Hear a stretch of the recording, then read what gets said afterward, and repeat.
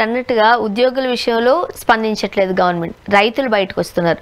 Medical colleges ప్రైవేటీకరణ అంటూ ముందుకు వెళుతున్నారు. ఏపీలో పరిస్థితులు అన్నీ చూస్తుంటుంటే అంటే వచ్చి ఏడాదిన్నర మాత్రమే అయింది, బట్ ఇంత మంది బయటకు వస్తున్నారు. దేనికి సంకేతం అనాలి?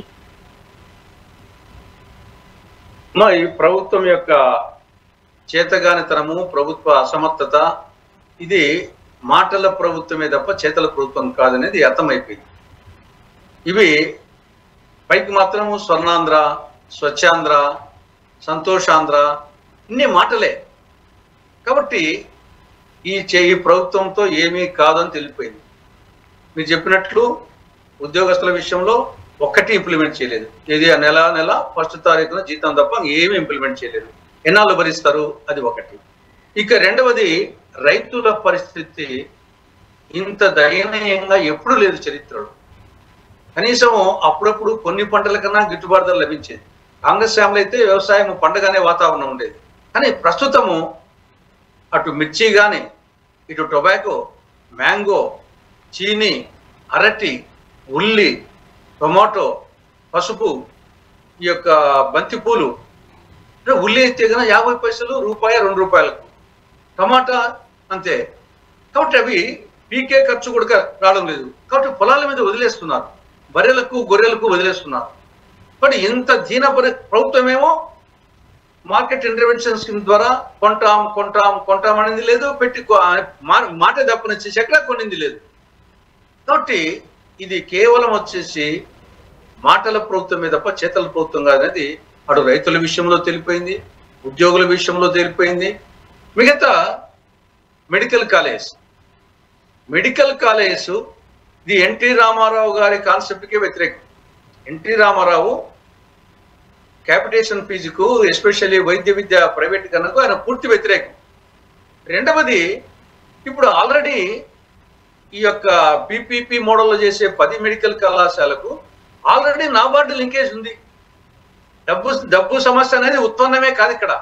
ఎందుకంటే ఆల్రెడీ ఈ 10 కాలేజీలకు నాబార్డు లింకేజ్ ఉంది. నాబార్డు డబ్బులు ప్రొవైడ్ చేస్తూ ఉంది. కాబట్టి డబ్బు లేదు అనేది ఇష్యూ కాదు. దీన్ని కమిషన్ల కక్కుర్తి తప్ప ప్రైవేట్ వాళ్ళకు వచ్చేసి ఇప్పుడు పులిందల మెడికల్ కాలేజ్ ఉంది. అక్కడ ఆ ప్రాంతంలో ఎకరా 2 కోట్ల రూపాయలు. ఆ కాలేజీ యొక్క విస్తీర్ణం దగ్గర 50 ఎకరాలు. అంటే 50 ఎకరాలు ఇంటూ 2 కోట్లు, ఒకటి 100 కోట్ల రూపాయలు విలువ చేసే ఆస్తిని ఇప్పుడు ప్రైవేట్ వాళ్ళకి ఎంతకి ఇస్తారంట? ఎకరా 100 రూపాయలకు. అంటే 50 ఎకరాలు 5,000. 100 కోట్ల రూపాయలది 5,000కు, అది భూమికి సంబంధించి. ఆల్రెడీ పులివెందుల మెడికల్ కళాశాల మీద 500 కోట్లకు గాను 412 కోట్లు ఖర్చు చేశారు. దీంట్లో నర్సింగ్ కళాశాల 100% అయిపోయింది, తర్వాత ఆసుపత్రి 100% అయిపోయింది, మెడికల్ కళాశాల 60% అయింది, మిగతా ఇన్ఫ్రాస్ట్రక్చర్ 100% అయిపోయింది, 60% అయింది. ఇంకొక 100 కోట్లు ఖర్చు పెడితే మొత్తం సర్వాంగ సుందరంగా అయిపోతుంది. ఆల్రెడీ నేషనల్ మెడికల్ కమిషన్ వాళ్ళు వచ్చి చూసి ఓకే అని అన్నాకనే వాళ్ళు వచ్చేసి 2024-25కే 50 MBBS సీట్లు కేటాయించారు. ఈ ప్రభుత్వం అప్పటికే ఈ యొక్క పీపీ మోడల్కు మానసికంగా ప్రిపేర్ అయ్యి కమిషన్ల కక్కుర్తితో వాళ్ళు పర్మిషన్ ఇస్తే వీళ్ళు వద్దని చెప్పారు. కాబట్టి ఇక్కడ డబ్బు అనేది సమస్యే కాదు. ఆల్రెడీ నాబార్డు లింకేజ్ ఉంది. ప్రభుత్వం నుండి ఖర్చు పెట్టాల్సిన అవసరం లేదు. అఫ్కోర్స్ అప్పే అనుకోండి, ఆల్రెడీ అప్పకైనా సరే ఇప్పుడు మొత్తం అమరావతికి అప్పు తెచ్చి కట్టడం వల్ల ఇప్పుడు దీనికి ఆల్రెడీ నాబార్డు లింకేజే ఉన్నాక మీరు డబ్బు గురించి ఆలోచించాల్సిన అవసరమే లేదు కదా. కేవలం కమిషన్ల కక్కుర్తి, ప్రైవేట్ వాళ్ళకి ఇవ్వడము, వాళ్ళ దగ్గర నుండి కమిషన్లు పుచ్చుకోవడము అనే దానికోసం చేశారు. పర్యవసానంగా ఇక్కడ వైద్య విద్య అనేది పేదవారికి దూరం అవుతుంది. రెండవది, ప్రతిభకు పాడే కట్టడం అవుతుంది. మూడవది, రోగులకు ఆ సంబంధిత ఆసుపత్రుల్లో 30% బెడ్స్ వచ్చేసి పేమెంట్ అంట. కాబట్టి రోగులకు ఉచిత వైద్యము అందదు, విద్యార్థులకు ఉచిత వైద్య విద్య అందదు, ప్రతిభకు పాడగట్టడం అవుతుంది. ఎన్టీఆర్ కాన్సెప్ట్కే వ్యతిరేకం. కాబట్టి డబ్బు అనేది ఇష్యూనే కాదు. ఇక్కడ వీళ్ళూరికి పైకి చెప్తున్నారు మా దగ్గర ఇప్పుడు అన్నీ కంప్లీట్ చేయాలంటే 5,000 కోట్లు కావాలా, మా దగ్గర ఎక్కడుంది, 5 వాళ్ళకి ఇస్తే తొందరగా అని చెప్పేసి ఇచ్చామంటున్నారు. మీ డబ్బు సమస్య లేదు ఇక్కడ, నాబార్డు లింకేజ్ ఉంది. పోనీ డబ్బు సమస్య అనుకున్నా కానీ ప్రభుత్వం యొక్క బడ్జెట్ 2025-26కు 3,22,00,000 3.22 లక్షల కోట్ల రూపాయలు. అంటే 3,22,000 కోట్ల రూపాయల బడ్జెట్ లో 5,000 కోట్లు లేకపోయిందా? అది 1 ఇయర్కే ఆ బడ్జెట్. ఇప్పుడు పులిందర మెడికల్ కలిగితే 100 కోట్లే. ఆల్రెడీ నాబార్డ్ లింకేజ్ ఉంది. కాబట్టి డబ్బు అనేది ఇష్యూనే కాదు, కేవలం కమిషన్ల కక్కుర్తితో ఈ ప్రయత్నం చేశారు. కాబట్టి ప్రతిదీ ఈ విధంగా చేస్తున్నారు. కాబట్టి రైతు వ్యతిరేక ప్రభుత్వం, ఉద్యోగుల వ్యతిరేక ప్రభుత్వం, యువత వ్యతిరేక ప్రభుత్వం. తర్వాత మద్యం పాలసీ వచ్చేసి మద్యం విచ్చలవిడిగా లభిస్తా ఉంది. రాష్ట్రం మధ్యాంధ్రప్రదేశ్, జూదాంధ్రప్రదేశ్. జూదం అయితే 3 జోకర్లు 6 కలాబర్లుగా జూదం సాగుతా ఉంది. డ్రగ్స్ వచ్చేసి గంజాయి హై స్కూళ్ళలో కూడా ప్రవేశించాయి. కాబట్టి ఈ రాష్ట్రాన్ని ఎన్ని విధాలుగా ఈ 15 నెలల్లో భ్రష్టు పట్టించాలో అన్ని విధాలుగా భ్రష్టు పట్టించారు. మద్యానికి సంబంధించి మన మదనపల్లిలో 7వ తరగతి 10వ తరగతి చదివే విద్యార్థులు పోలీస్ స్టేషన్ పోయి కంప్లైంట్ చేశారు. ఏమని? ఈ సంవత్సర కాలంగా మా అమ్మ వాణి మద్యానికి బానిస అయింది, రోజు మమ్మల్ని సంఘటికరతో కొడతా ఉంది మద్యం తాగొచ్చి అని చిన్నపిల్లలు పోయి పోలీస్ స్టేషన్ లో తల్లి మీద కంప్లైంట్ చేశారు. దానికి కారణము సంవత్సరంగా ఆవిడ మద్యానికి బానిస అయిపోయిందంట. ఇది విచిత్రం. మామూలుగా మొగోళ్ళు కొడతా ఉంటే చూసాం ఆడలను, ఇక్కడ తల్లి బిడ్డలను మద్యానికి బానిసే కొడుతుందంట. తండ్రిని చంపిన తనయుడు, తల్లిని చంపిన తనయుడు మద్యం మత్తులో. ఇవన్నీ అనర్థాలు జరుగుతూ ఉన్నాయి రాష్ట్రంలో. ఈయనేమో వచ్చేసి స్వర్ణాంధ్ర అని చెప్తా ఉన్నాడు.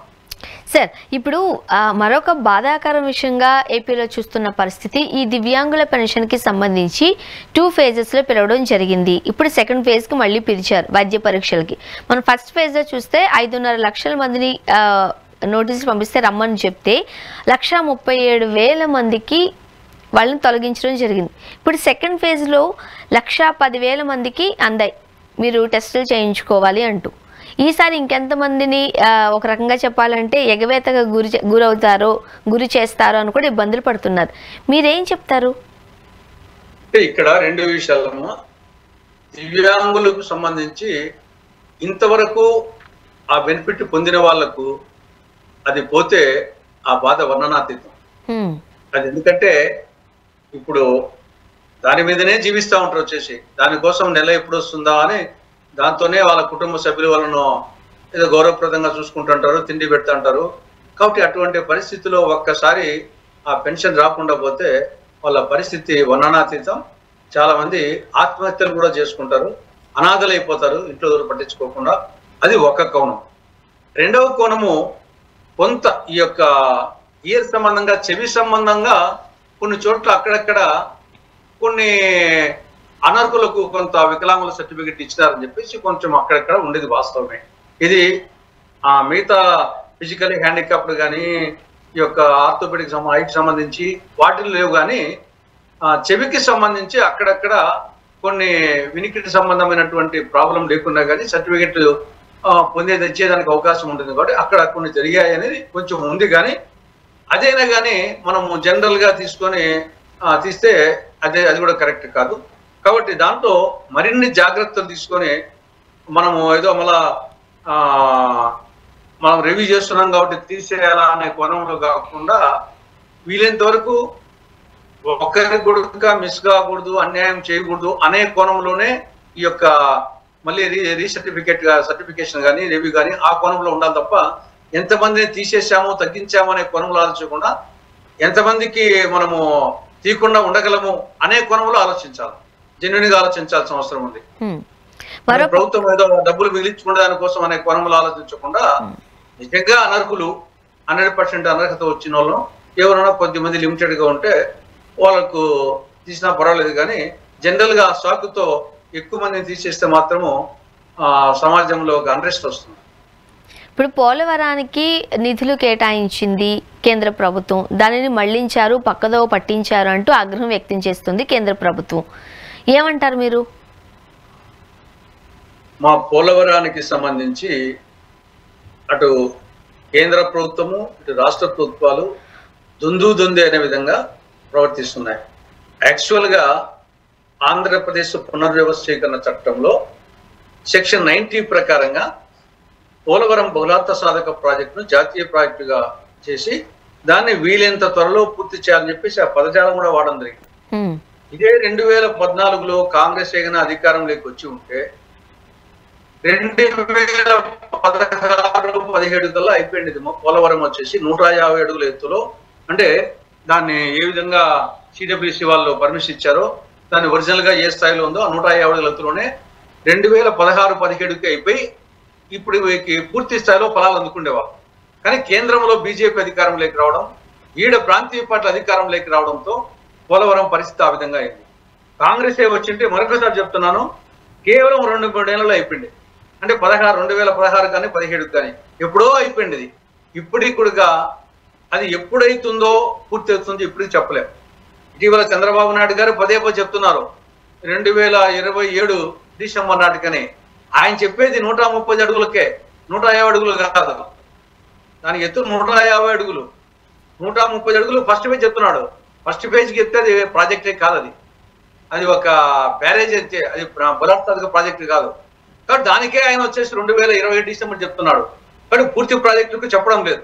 దానికి తోడు దాని ఇచ్చిన డబ్బులు, ముందుగా డబ్బులు ఇచ్చేదే కష్టము, ఆ డబ్బులు వచ్చేసి డైవర్షన్ చేయడము, కేవలము ఆ ప్రభుత్వాన్ని వీళ్ళు ఈ ప్రభుత్వాన్ని వాళ్ళు విమర్శలు చేసుకోవడమే. దీంట్లోనే పోలవరం కాలం గడిచిపోతుంది తప్ప ఆ పోలవరము 150 అడుగుల ఎత్తులో నాకు తెలిసి కాంగ్రెస్ వచ్చినంత వరకు, కేంద్రంలో రాష్ట్రంలో కాంగ్రెస్ వచ్చేంత వరకు, లేదా కనీసం కేంద్రంలో అయినా కాంగ్రెస్ ప్రభుత్వం వస్తే తప్ప పోలవరం పూర్తి కాదమ్మా. ఇప్పట్లో పూర్తి కాదంటారు అయితే మీరు? కానే కాదు మాది. ఒకవేళ ఆయన చెప్పినా కానీ 135 అడుగుల ఎత్తుకు అది ప్రాజెక్టే కాదు. 130 అడుగుల ఎత్తుకుంటే అది బహుళార్థ సాధక ప్రాజెక్టే కాదు, ఒక బ్యారేజే. అది కూడా అంత ఈజీ ఏం కాదు. కాబట్టి 150 అడుగులు ఎత్తున్న బహుళార్థ సాధక ప్రాజెక్టు కావాలంటే కేంద్రంలో బీజేపీ, రాష్ట్రంలో ఈ ప్రాంతీయ పార్టీ అధికారంలో ఉన్నంత వరకు కాదు కాదు కాదు. అది కాంగ్రెస్ రావాలా, అప్పుడే కావాలా, కనీసం కేంద్రంలోనా రావాలా. ఎందుకంటే మేము హామీ ఇచ్చాం కాబట్టి ఇది జాతీయ ప్రాజెక్టు కాబట్టి కేంద్రం రాష్ట్రంలో వస్తే మరీ మంచిది, లేదా కనీసం కేంద్రంలో ఉన్న కాంగ్రెస్ వస్తే తప్ప, లేకుంటే పూర్తి కాదు. చూద్దాం సార్ ఏం జరగబోతుంది. Thank you so